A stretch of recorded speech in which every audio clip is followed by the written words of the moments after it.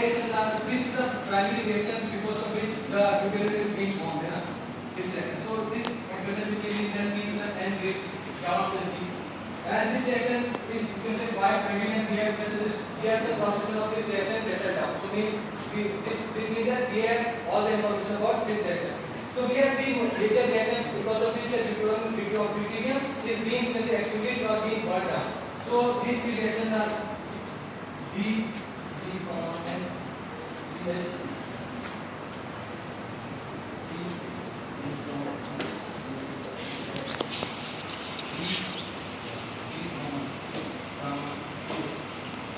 So out of these three reactions, these are the formation ones and these are the discussion ones. So for understanding how much deuterium we have been left with us, we need to know both of these, है ना? Because the rate of formation minus the formation minus the, you can say, destruction one would give us the how much deuterium is still being left, है ना? So this has already been settled for. This has been already been formed by pretty, you can say, marginal, you can say, error differences. But this reaction is a main problem, and this reaction is being studied in this experiment, and the whole experiment is being done for this reaction only. And that's the whole experimentation is being done. So what are we, you can say, how are we doing the experiment? So as I was already told you, this experiment is being done in the lunar laboratory, and it's located 1.3 kilometers underground. So 1.3 kilometers of rock underground, and even after that we are, you can say, using, you can say, absorbers to, you can say, reduce more and more, you can say, background particles, and also the gamma rays can't, you can say, come so much down, and also like many other, you can say, background particles in the cosmic universe. So what happens is that we have, you can say, lowered down the background so much that the, you can say, all the errors would be coming from, you can say, intrinsic factor only or the manufacturing factors only, if we will run enough while. So what we do in this experiment is that we take a proton beam that is, you can say, highly energetic and shoot it at the deuterium gas to, you can say, make, you can say, convert this into, you can say, helium. So so gamma rays are being emitted. So these gamma rays are very high energy gamma rays, and for, you can say, for their calibration we need another type of reaction because we cannot calibrate these gamma rays by using the normal sources. So calibration is truly required in this type of experiment so that we can say truly have the full spectrum of the, you can say, of the experiment. So we have, you can say, this formula here right here which have been used for finding the cross-sectional area for our experiment. Cross-sectional area for our linear reaction simply means that how probable the reaction is. So why this probability is required? Because we can then tell by how much deuterium is being burned and how much deuterium is being kept. Okay. So now we can say this slide. We are talking about calibration accuracy. As I already told, the gamma ray being emitted in this experiment is of very high energy. This cannot be calibrated simply by using any gamma source. So for calibrating this gamma ray, we have to use another kind of reaction, and this reaction is 14 nitrogen proton gives gamma plus oxygen 58. This is used for the detector calibration. For guys who are not, you can say, from the atomic physics background, the calibration is required because we will not get the entire range of the spectrum. So if the, you can say, if the spectrum, if we take, like, for example, we take the calibration for cesium and the, you can say, spectrum is from 0 to 6, then sodium spectrum would not be, you can say, lying in the detector range. So for, you can say, shrinking the things and, you can say, taking the things into our hand and, you can say, getting the result, we have to, you can say, do calibration process. So what are we doing to reduce the error? So as I already told, we have to reduce the error by, you can say, taking the things underground and also, you can say, using different kind of observers. But there is one more problem. There is, you can say, error because of the intrinsic factors of the rods that we are placing here. I forgot to mention a point in the previous slide. We use calorimeter, copper calorimeter here to know how much energy is being generated in this experiment, in this principal process. So in this copper calorimeter there is a, let's say, impurity of fluorine here. So this reaction happens. Fluorine, the proton gives alpha plus gamma plus oxygen 16. So this is like, you can say, impurity, and gives us, you can say, this is what that is resulting in the error here because we have reduced most of the errors. So for reducing this, you can say, error, we have to first again, you can say, do this experiment using a normal, you can say, noble gas which is used there is helium gas, and we can say the readings of the helium gas, but the readings of the helium gas are coming, and we can just subtract these values from our original values and get the better results, and that's why how we are able to do the experiment. So let's, you can say, now talk about, you can say, astrophysical aspects. You may be going to find the graphs are not, it will come in a second because we have to understand all these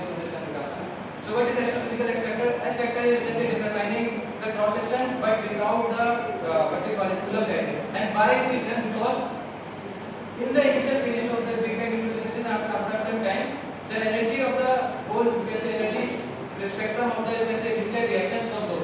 Even though the universe was not the energy spectrum of the universe was low because of Maxwell-Boltzmann distribution, because some of the particles would have much larger energy, but because of Maxwell distribution, many of the particles would not have enough energy to undergo that, to have that kind of energy for that kind of nuclear reaction.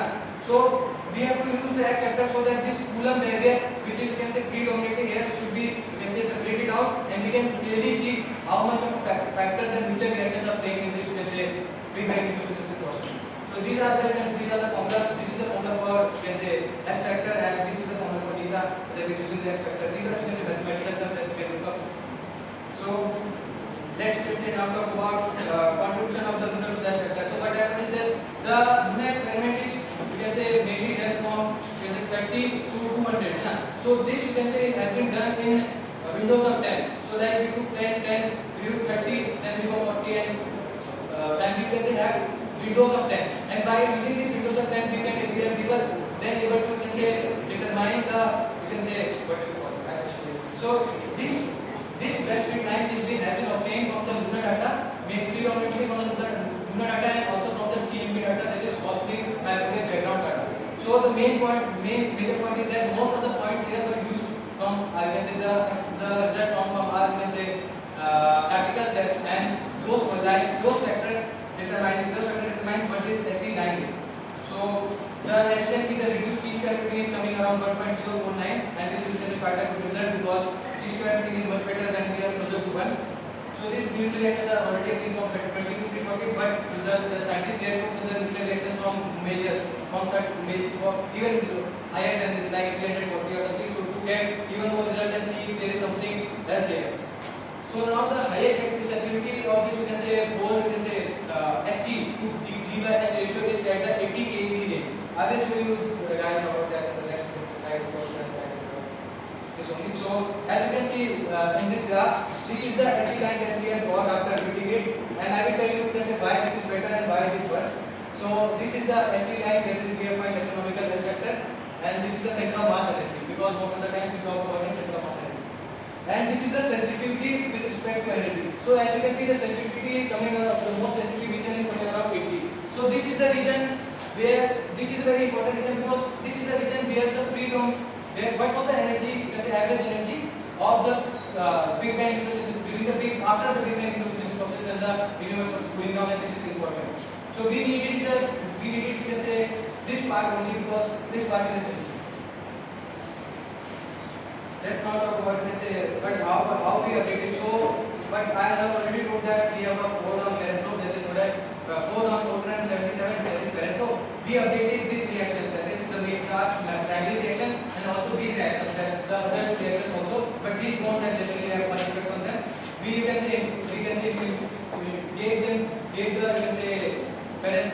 Parento these values, and they give us the result about the D by H ratio, which we further plotted against various kind of results that we have previously obtained, and we saw that the results were coming higher than the previously calculated, higher than the observed value, and higher than the previously calculated value, and lower than the theoretical value.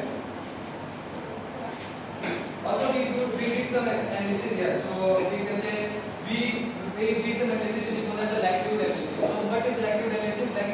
Likelihood analysis just simply means that how much of our readings are original reading, how much of the reading that we have got here by using the Parento code is originally valued with the observed value. So we can see that this is the observed value of D by H, median is the observed value, is the calculated value, D by H ODS is the observed value, and divided by the corresponding error. So this is the mathematical part.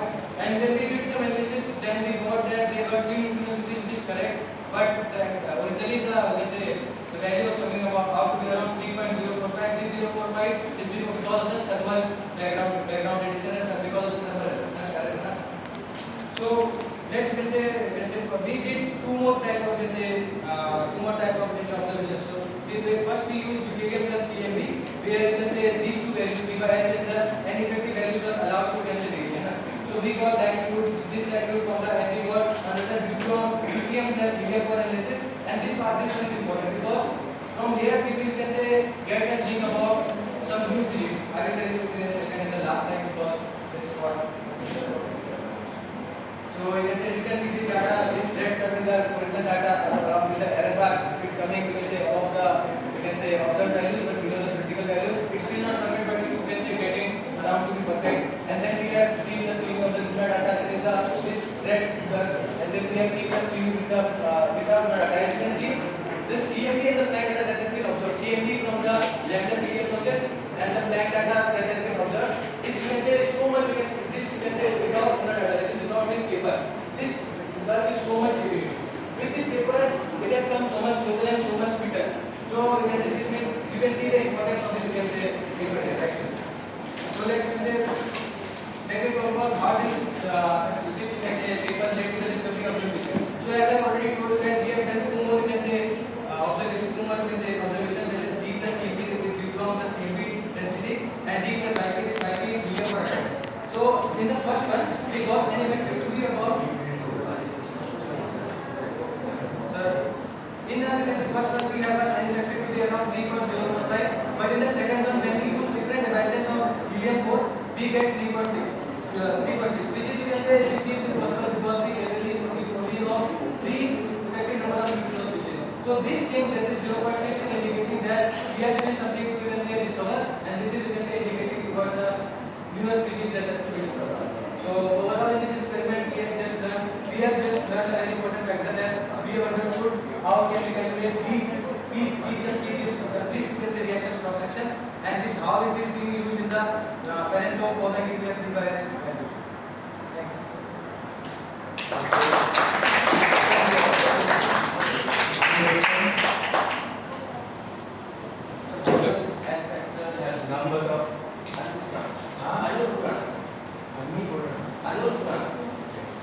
How does S factor help in deuterium abundance?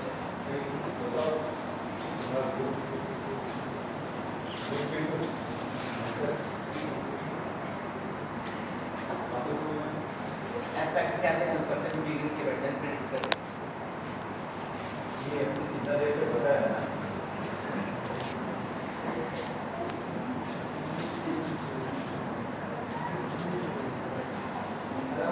If we don't take the S factor, then we are taking the Coulomb barrier, so this Coulomb barrier would not let us take the reading perfectly, and it's going to just provide noise and stuff like that. It's not going to provide noise, but it's like we are काली लाल हम लाल light generate करते हैं ना, बहुत में मतलब वो बात है Coulomb barrier को हटा देंगे तो परफेक्टली देख पाएंगे कि न्यूक्लियर रिएक्शंस का क्या होता है.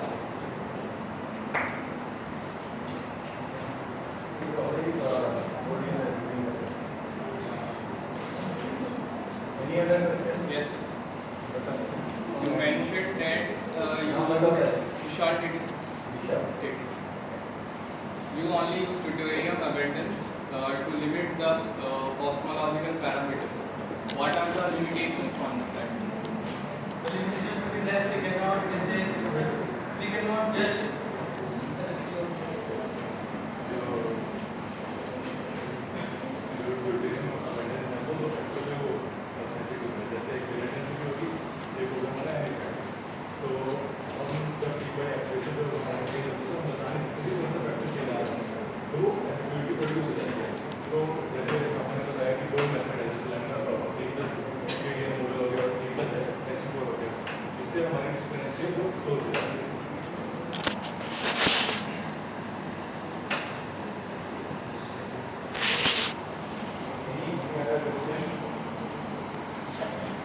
I want to ask about CDM, right?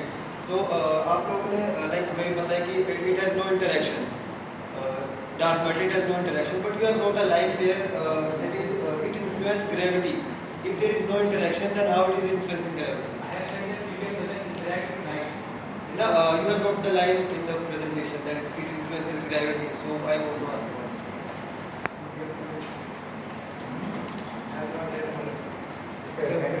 Can I answer?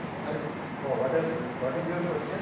Sir, I asked that CDM, our CDM dark matter, it does not interact with any other particle, and they have wrote a line there that it influences gravity of the particles. So I just want to ask how they reach the conclusion of this. If it is not interacting with any other particle, so can you please explain that how it is influencing gravity among this? Sir quasar से पहली वाली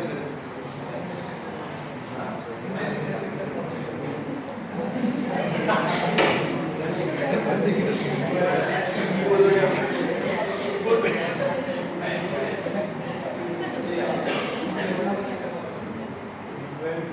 Structure formation. क्या बोलना चाहते हैं? Sir मैं explanation करता हूं कि सीडीएम क्या होता है इसमें। और मतलब मैंने लैमिनेट करना है डिटेल का, लेकिन उसके मैथमेटिक्स पढ़े थे। लेकिन मुझे ये पता नहीं मतलब how gravity It is not easy, but it is not also true. So we cannot write in a statement as well as that. We explain this now. We require several other experiments. Okay? How the gravity is working, that we have to understand. Then how the dark matter is a conversation and it's from your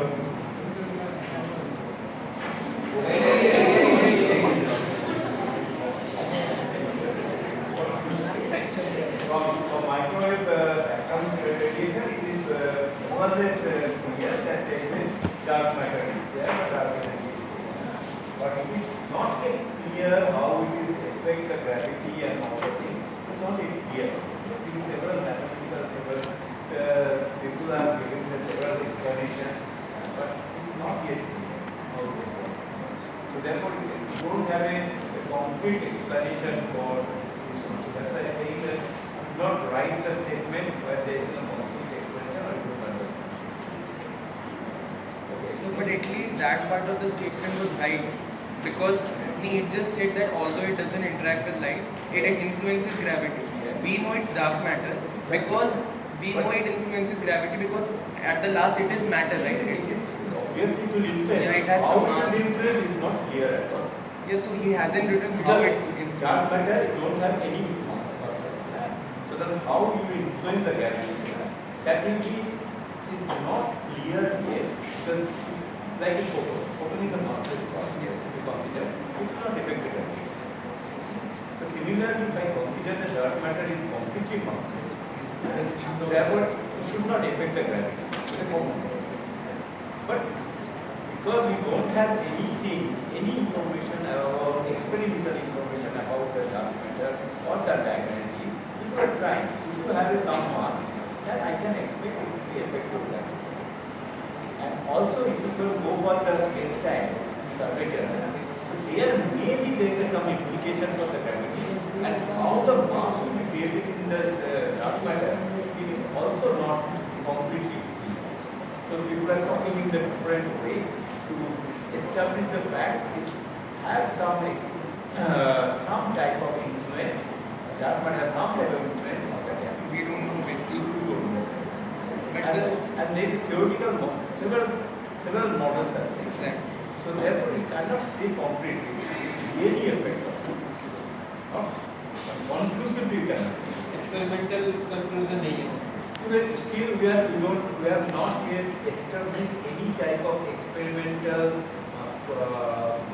result where we can with a 100% confidence or maybe some 90% confidence we can say this dark matter has they observe the dark matter.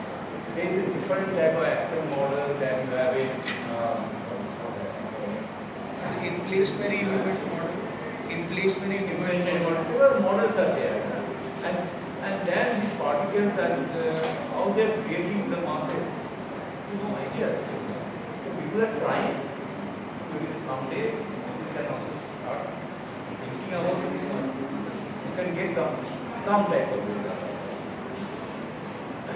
Several Indian groups are also trying to look for the dark matter. Because we have also started the program to look at the dark matter, like the group from the Science Institute. They are trying to put up some experiment at the Jadugada to look for the dark matter. So So neutrino observatory. That plan is already so we are trying to have some space in underground, but it's not yet. Government is not yet. Okay, any questions? Now, बताओ पहले. Anveshika. Anveshika side. Anishika.